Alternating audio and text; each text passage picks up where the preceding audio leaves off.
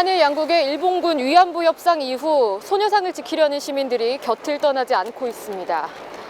한국 정부가 일본의 법적 책임을 면해준 것으로도 모자라서 주한 일본 대사관 공관의 위험을 해친다는 명목으로 이 소녀상을 없애려 하고 있기 때문입니다. 국가, 여기서 가는 아시다시피 집이라는 뜻을 담고 있습니다. 우리의 국가는 과연 국민을 보호하는 최소한의 집이라도 돼주고 있는 걸까요? 한일 간의 협상을 우리는 어떻게 이해해야 하는 걸까요? 먼저 이 협상이 갖는 정치 외교적인 의미를 도혜민 기자가 짚어봤습니다. 지난달 28일 한일 양국 외교장관은 일본군 위안부 문제 타결을 발표하면서 최종적이고 불가역적이라는 말까지 동원해 합의를 이행해야 한다고 강조했습니다. 이번 발표를 통해 일본 정부와 함께 이 문제가 최종적 및 불가역적으로 해결될 것임을 확인한다. 하지만 합의 내용이 지켜져야 하는지 의문을 제기하는 국제법 전문가들의 지적이 이어지고 있습니다. 법적 구속력을 갖는 조약인지 구속력이 없는 정치적 선언인지 그 성격이 모호하기 때문입니다. 이번 합의가 국제법적으로 어떠한 지위, 어떤 효과가 있는지 그게 규명돼야 되는 문제이고요. 조약으로 체결한 것인지 아니면 그냥 단순한 어떤 정치적인 선언에 불과한 것인지는 좀 더 확인을 좀. 국민TV 취재진이 만난 국제법 전문가는 이번 합의가 형식적인 측면에서 조약이라고 보기 어렵다고 지적합니다.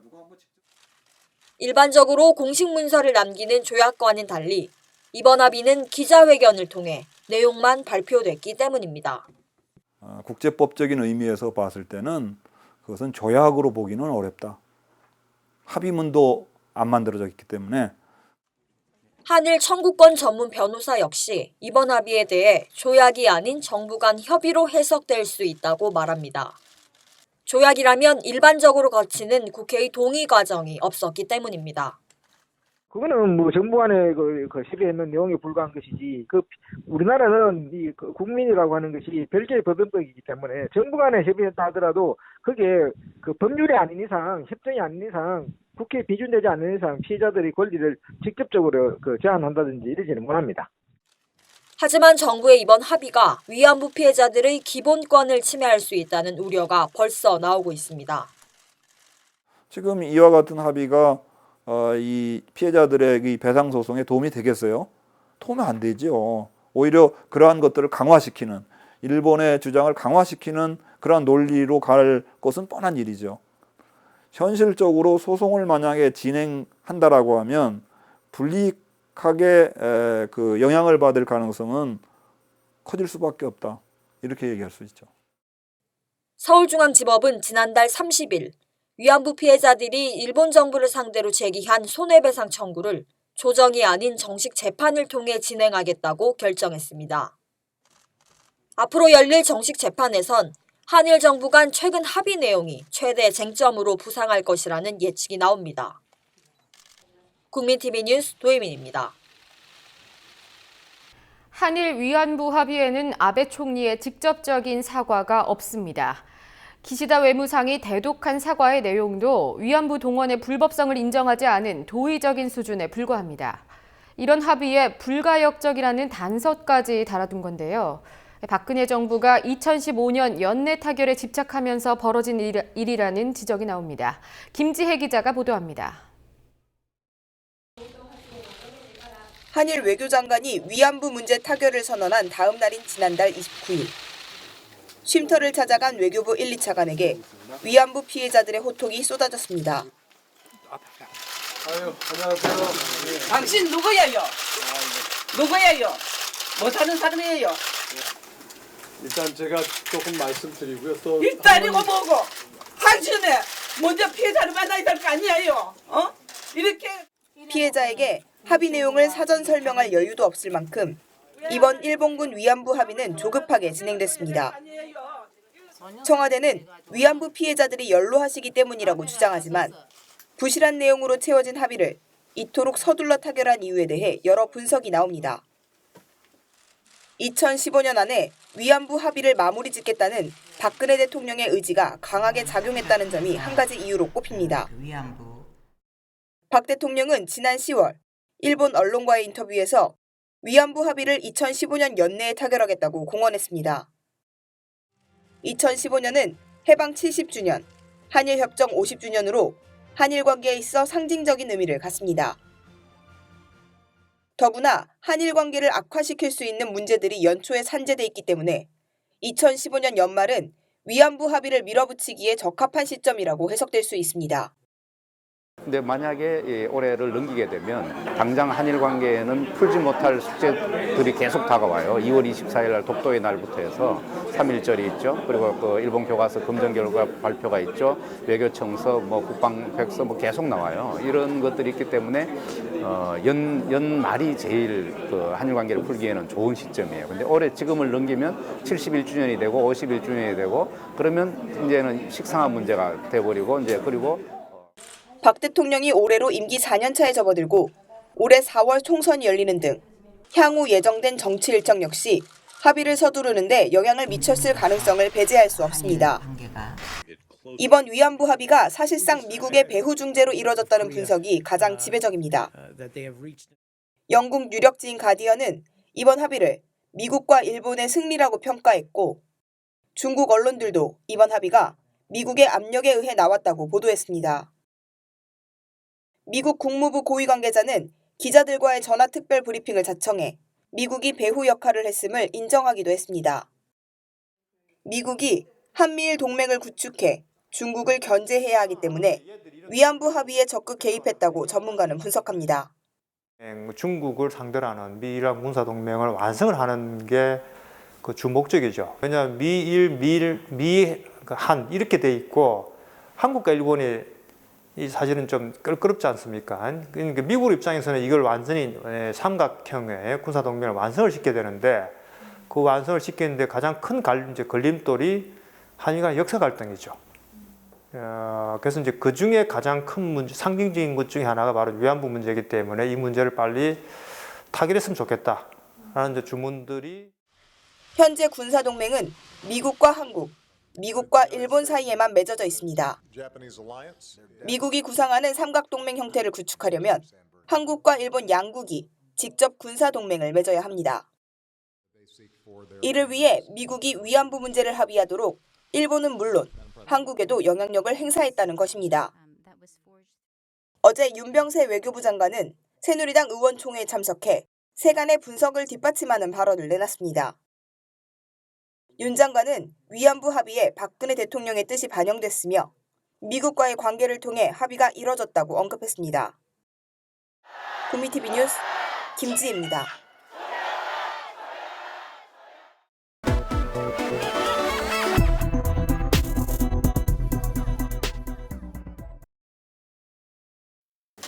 뭐 하는 거예요? 왜 우리를 도문 죽이려 하는 거예요? 이렇게 고통을 당하고 있는 우리를 왜 도문 씌우면 죽이려 하는 거예요? 뭐 때문에요? 내 인생을 살아주는 거예요? 이렇게 뭐 역사의 산주인이 이렇게 살아있는데 왜 이렇게 할 일이 뭐예요, 당신네들?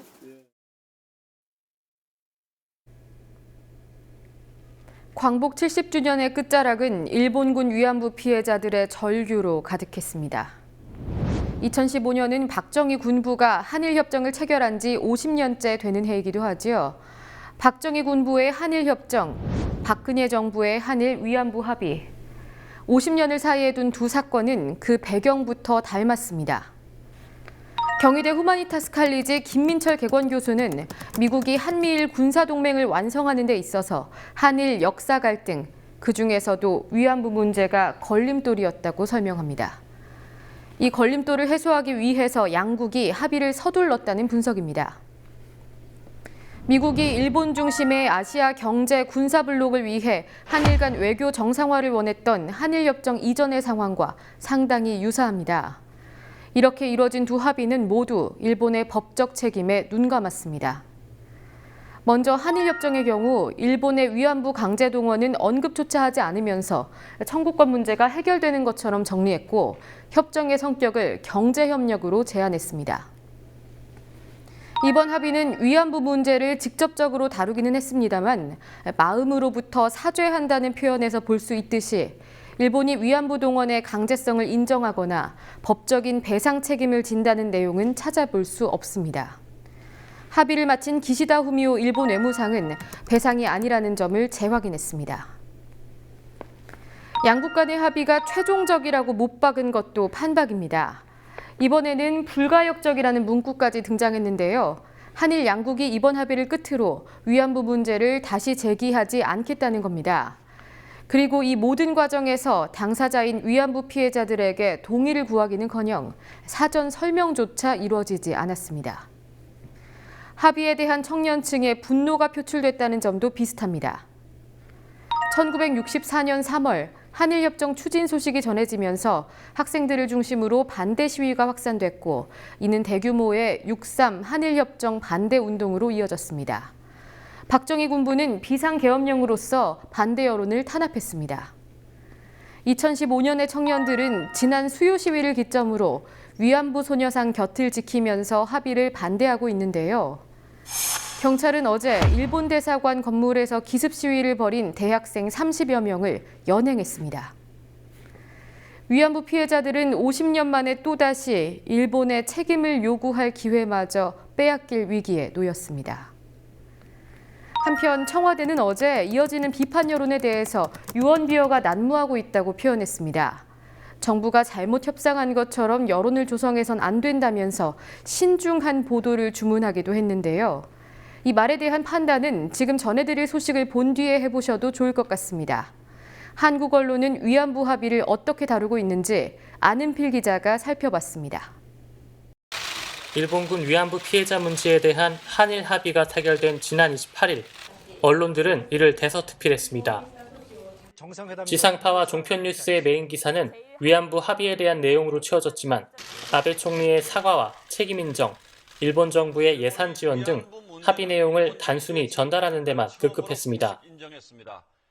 지난 28일 SBS 8시 뉴스는 합의 사항을 전하며 한일 수교 50주년에 나온 극적 합의라고 평가했습니다. 일본이 위안부 문제에 대해 일본 정부의 책임을 공식적으로 인정한 것은 이번이 처음입니다. 또 일본군 위안부 피해자 지원을 위한 재단을 한국 정부가 설립하고 재단에 일본 측에서 10억엔, 우리 돈 97억 원을 출연하기로 했습니다. 하지만 합의의 배경, 합의 내용의 문제점 등을 검증한 비판적 기사는 찾아보기 어려웠습니다.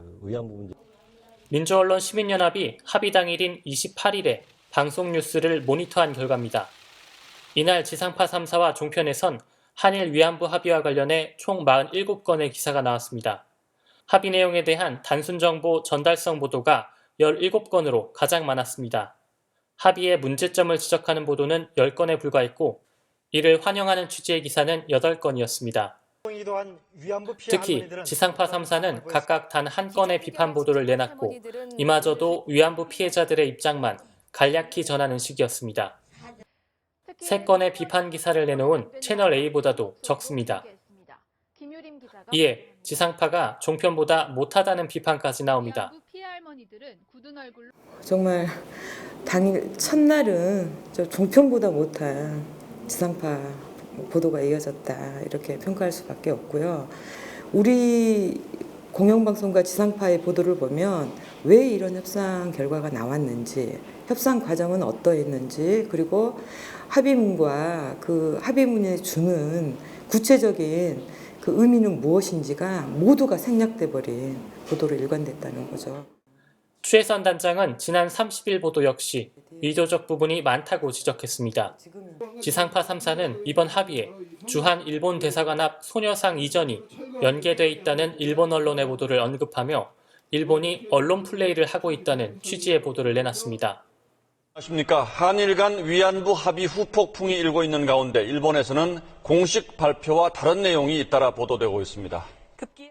아사히 신문은 오늘 소녀상 철거가 10억엔 지원의 전제 조건이며 한국 정부가 이를 내밀하게 확인했다고 보도했습니다. 추 단장은 논점을 일본의 언론 플레이에 국한시키려는 의도가 보인다고 비판했습니다.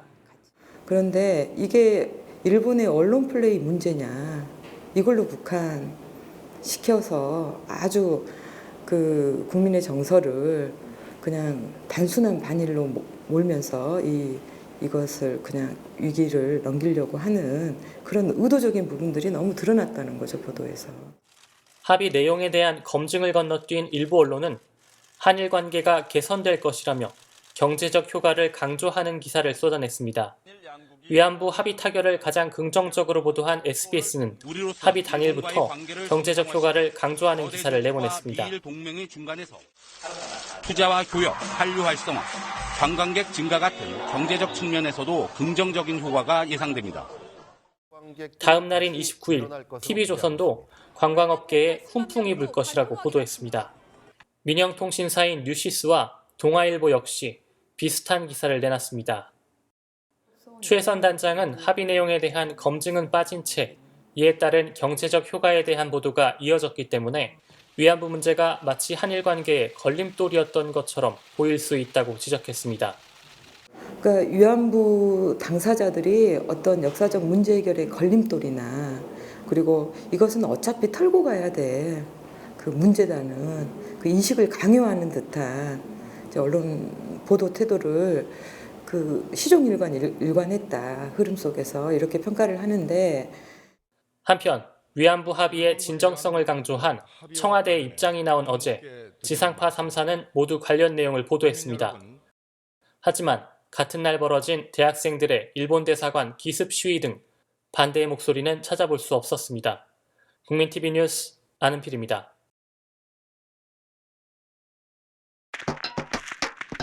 (2015년 12월 28일) 대한민국 서울. 한국과 일본의 외교장관 회담이 열렸다. 이 회담의 이면에 놀라운 사실이 있었다.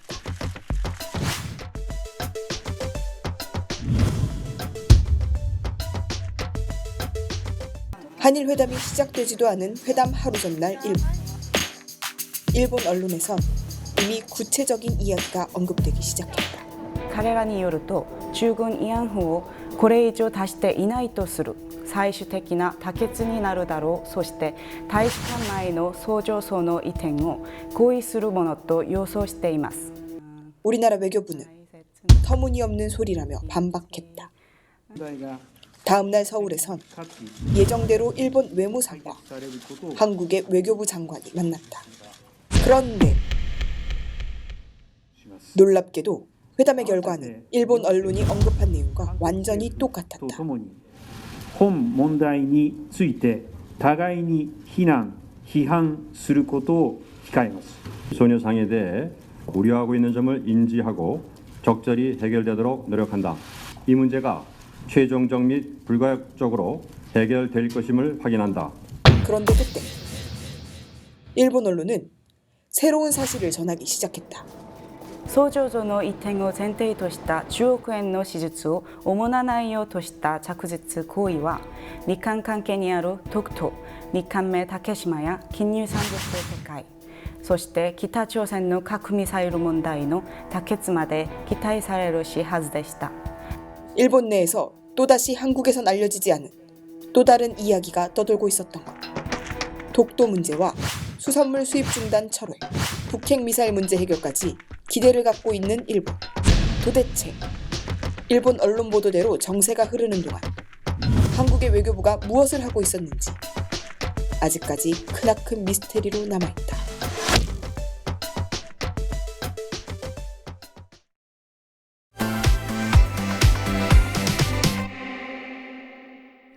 (1월) 첫째 주 뉴스K 주간 브리핑입니다. 정부가 지난달 30일 저성과 해고와 취업규칙 변경 요건 완화에 대한 양대 지침을 발표했습니다. 반쪽 노사정 합의를 기반으로 입법을 추진하려다 속도가 늦춰지자 정부 지침 마련이라는 방식으로 노동시장 구조 개편 작업 강행을 재개한 것으로 보입니다. 노동계에서는 이 지침이 시행될 경우 기업이 일을 못한다는 이유로 노동자를 해고하거나 노동 조건을 일방적으로 변경할 수 있다며 거세게 반발하고 있습니다. 고용노동부는 전문가와 노사 의견을 수렴해서 이 두 지침의 최종안을 만들겠다는 방침인데요. 노동계의 의견이 얼마나 수렴될 수 있을지는 의문입니다. 고용부가 양대 지침안을 발표한 날 금융감독원은 19곳의 구조조정 대상 기업을 추가로 발표했습니다. 이로써 구조조정 대상에 오른 대기업은 총 54곳이 됐습니다. 2010년 이후 최대 규모입니다. 기업명은 공개되지 않았지만 업종별로는 건설사가 14곳으로 가장 많고 이어 철강이 11곳으로 뒤를 이었습니다. 구조조정 대상 기업들은 몸집 줄이기를 통해서 재무 건전성을 올려야 하는데요. 이 때문에 새해 초부터 대규모 감원 바람이 불 수 있다는 암울한 예측이 나오고 있습니다. 쌍용 자동차 노노사가 2009년 정리해고 이후 6년 만에 단계적 복직에 합의했습니다. 지난달 30일 조인식을 가진 노노사는 정리해고와 징계해고를 당한 노동자 179명을 복직시키기 위해 노력하기로 하고 인력 채용 시 해고자와 희망퇴직자, 신규 채용 비율을 3대4로 정했습니다. 정리해고 이후 사망한 노동자 28명의 유가족을 지원하기 위해서 희망기금을 조성하고 노사 상호 간 손배 가압류를 취하하는 데도 합의했습니다. 해고 노동자 가운데 12명은 이번 합의에 따라서 이번 달에 먼저 공장으로 돌아가게 됩니다. 삼성전자 LCD 공장에서 일했던 또 한 명의 20대 여성 노동자가 암투병 끝에 사망했습니다. 반도체 노동자의 건강과 인권 지킴이 반올림은 지난달 27일 삼성전자 LCD 공장에서 근무한 후 폐암에 걸렸던 이지혜 씨가 3년여의 투병 끝에 사망했다고 전했습니다. 반올림은 이 씨가 산업재해도 인정받지 못했고 삼성으로부터 보상받지도 못했다고 밝혔습니다. 지금까지 삼성전자 반도체 LCD 사업장에서 병을 얻어 숨진 노동자는 6명에 이릅니다. 반올림에 제보된 사망자 수는 총 76명입니다. 새정치민주연합이 당명을 더불어민주당으로 바꾸었습니다. 새정치연합은 지난달 28일 최고위원회와 당무위원회 등을 열고 더불어민주당으로 당명을 변경하기로 의결했습니다. 약칭은 더민주로 정했습니다. 지난해 3월 안철수 의원이 이끌었던 새정치연합과 민주당의 합당으로 탄생한 새정치연합은 안철수 의원이 1년 9개월여 만에 탈당하면서 사라지게 됐습니다. 당명 변경이 속전속결로 이루어진 데 대해서 탈당한 안철수 의원의 흔적 지우기라는 분석이 나옵니다. 장류 전문 기업으로 유명한 몽고식품이 김만식 전 명예회장의 갑질로 오너리스크에 빠졌습니다. 고용노동부는 노동자 폭행으로 사회적 물의를 일으킨 것으로 보도된 몽고식품에 대해서 특별 감독을 실시하겠다고 밝혔습니다. 앞서 김만식 전 명예회장이 마음에 들지 않는다는 이유로 자신의 운전기사를 폭행해왔다는 사실이 언론을 통해 알려졌는데요. 이로 인해 몽고식품에 대한 부정적 여론이 급등했습니다. 지난달 28일 김 전 명예회장이 대국민 사과를 하고 명예회장직에서도 내려왔지만 갑질로 인한 타격은 계속되고 있습니다. 김정일, 김정은 2대에 걸쳐 북한의 대남 정책의 전반을 실질적으로 관장해왔던 김양건 노동당 비서 겸 노동당 통일전선 부장이 지난달 29일 교통사고로 숨졌다고 북한 조선중앙통신이 밝혔습니다. 우리 정부는 판문점을 통해 지난달 30일 조의를 표했습니다. 김양건 비서의 장례식은 어제부터 평양에서 국장으로 열리고 있으며 김정은 제1비서도 조문했습니다. 대남 정책을 총괄해온 김 비서의 사망이 남북 관계에 어떤 영향을 미칠지 관심이 쏠립니다. 지금까지 뉴스K 주간 브리핑이었습니다.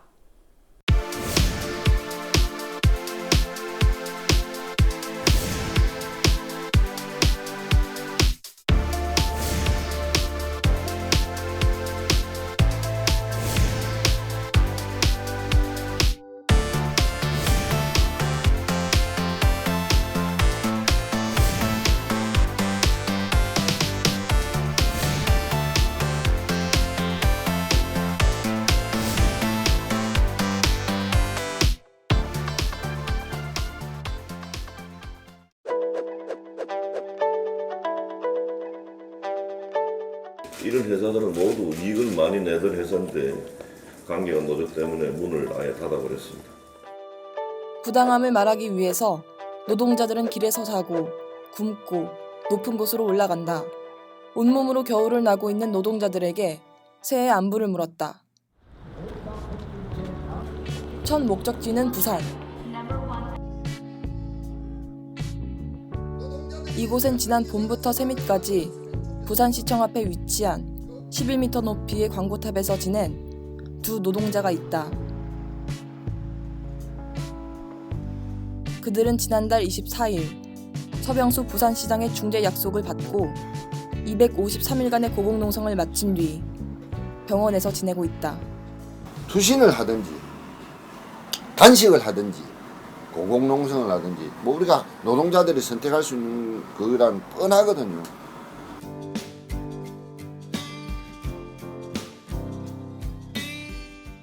헤어지고 나면은 돌아가고 나면은 좀 짠하고 막 미안하기도 하고 면목도 없고 가장으로서 역할을 제대로 못하고 있는 입장이다 보니까 그래서 저 같은 경우에는 한번 딱 내려오고 나서 내려오지 마라 그랬어요. 아예 더 마음 아프니까.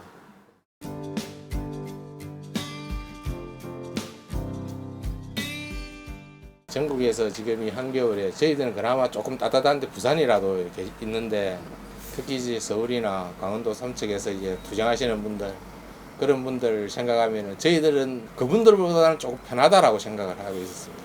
투쟁하고 있는 동지분들 건강 항상 챙기시고 힘들게 싸움하는 곳일수록 같이 함께 싸워줬으면 바랄 게 없겠습니다. 고맙습니다. 투쟁!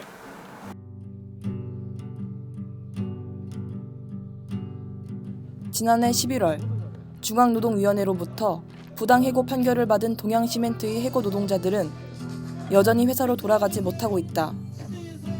지난해 말 이들은 동양시멘트를 인수한 삼표 회장의 집 앞에서 72시간을 머물렀다. 삼표 회장은 출근길에 만난 노동자들을 차갑게 지나쳤다. 해고되기 전에 스카프 10,000원짜리를 한번 만졌습니다. 집사람이. 그래서 제가 그때 안 사줘서 갖고 다음에 좋은 거 사줄게 해두고 지금 해고돼 가지고 그 10,000원짜리도 지금 못 사주고 있습니다. 꼭 가면 되면 해주고 싶고 빨리 승리해서 가정에서 떳떳한 아빠가 되고 떳떳한 아들이 되고 싶습니다.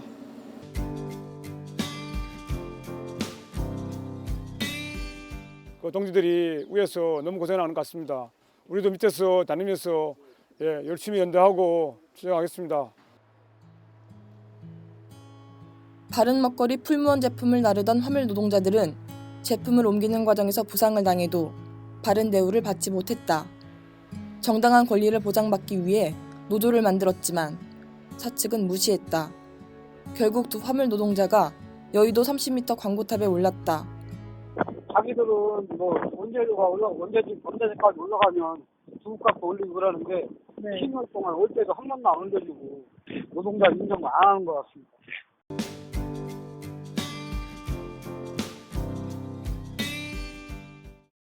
애들이 아직 어리거든요. 지금 막둥이가 한 6살 정도 되는데 전화 통화하면 자꾸 웃어가지고 이게 자꾸 이제 눈에 밟혀요.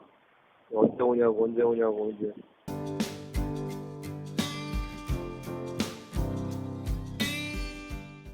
사람이 단순 한다는데 아무것도 안 먹고 물만 먹고 한다는 게 쉽지 않은 일이거든요.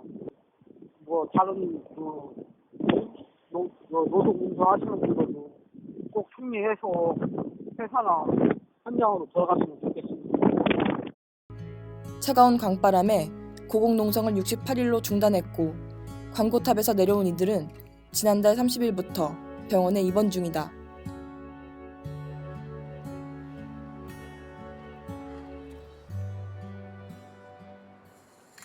아들아 내 딸들아 서러워 마라. 너희들은 자랑스러운 노동자의 아들 딸이다. 이게요 막 싸울 때 정신없을 때는 밟히지가 않아. 아들 딸들한테 그 인생의 그러니까 한근기 중학교 고등학교 대학교 때 아버지로서의 역할을 못 해줬다는 것이 그게 가슴이 아픈 거죠.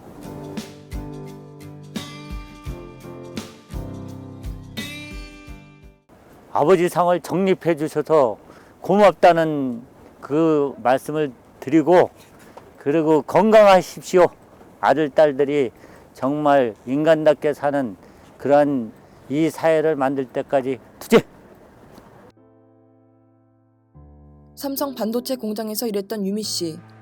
1년 8개월 만에 백혈병을 얻고 발병 2년도 못 돼 세상을 떠났다. 유미 씨는 죽은 지 10년이 지났지만 아버지인 황상기 씨는 일주일에 사나흘 삼성 본관 앞에서 잠을 청한다. 유미가 그 쓰던 방에 이렇게 보면은 지금도 그 방문을 열어보면은 유미가 꼭 그 방에 있는 모습이 그려지고 또 유미가 힘들어하는 모습이 눈에 선한 모습을 볼 때는 그 잊혀지지 않아서 집이 지금도 아주 나한테는 아클레이션이래 갖고 너무 보기 싫어요.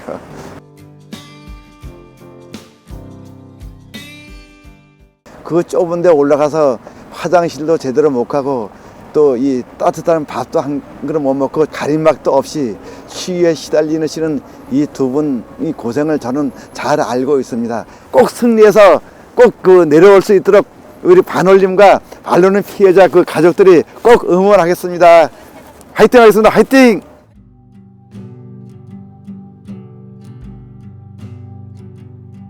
뽀얀 연기가 뿜어져 나오는 전 국가인권위원회 건물 꼭대기에선 기아차 비정규직 노동자 2명이 위태로운 고공생활 중이다.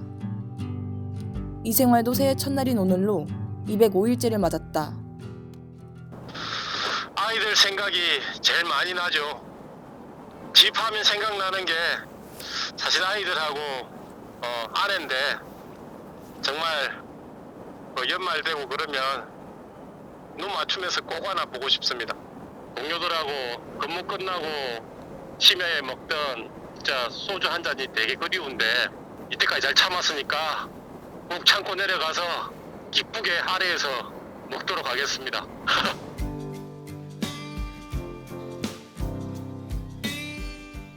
법을 지키라는 지극히 당연하고 상식적인 요구가 왜 이렇게 사람이 힘들고 어려운 투쟁을 하면서 목숨을 걸어야 하는 일인지 모르겠습니다.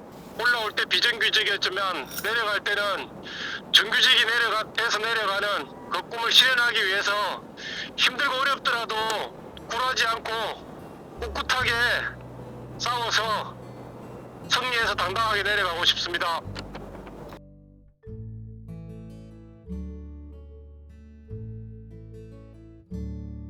상식적이지 않은 곳에서 삶을 영위하며 새해의 희망으로 상식이 지켜지는 세상을 말하는 노동자들. 이 겨울이 지나면 동면에 들어간 법, 원칙, 그리고 상식이 깨어날 수 있을까?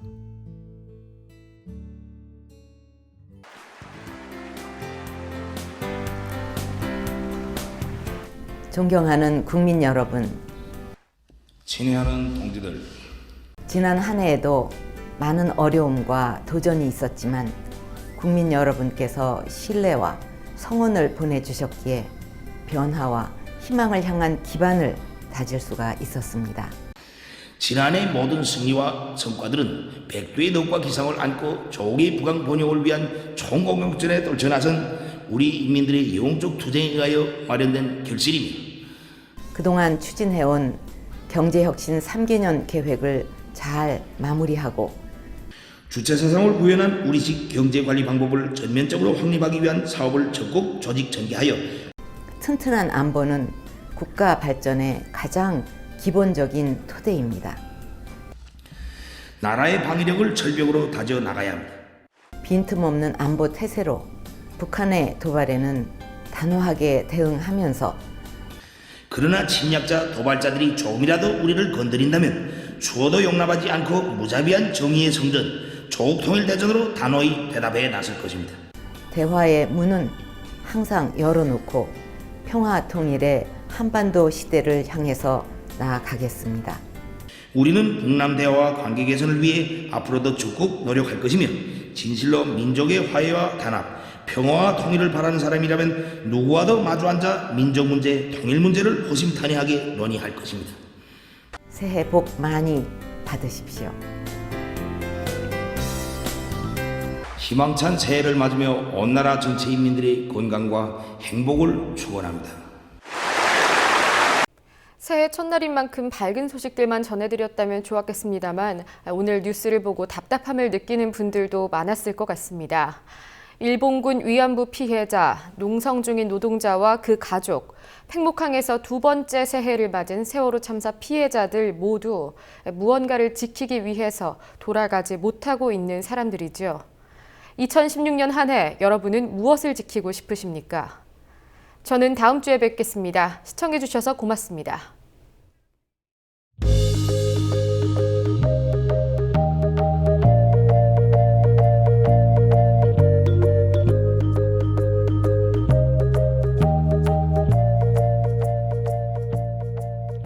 미디어 협동조합 국민TV에 가입해 주신 조합원과 예비 조합원입니다. 김문수, 전호용, 이은주, 성지영, 최연수, 최종석, 류규현, 이준영, 정상훈, 정다연. 자본과 정치 권력의 자유로운 언론 미디어 협동조합 국민TV에 가입해 주셔서 감사합니다. 미디어 협동조합은 경쟁을 통한 이익 추구보다 협력과 상생 가치를 보다 소중히 여기며 더 자유롭고 더 정의롭고 더 행복한 사회를 만드는 데 공헌하겠습니다.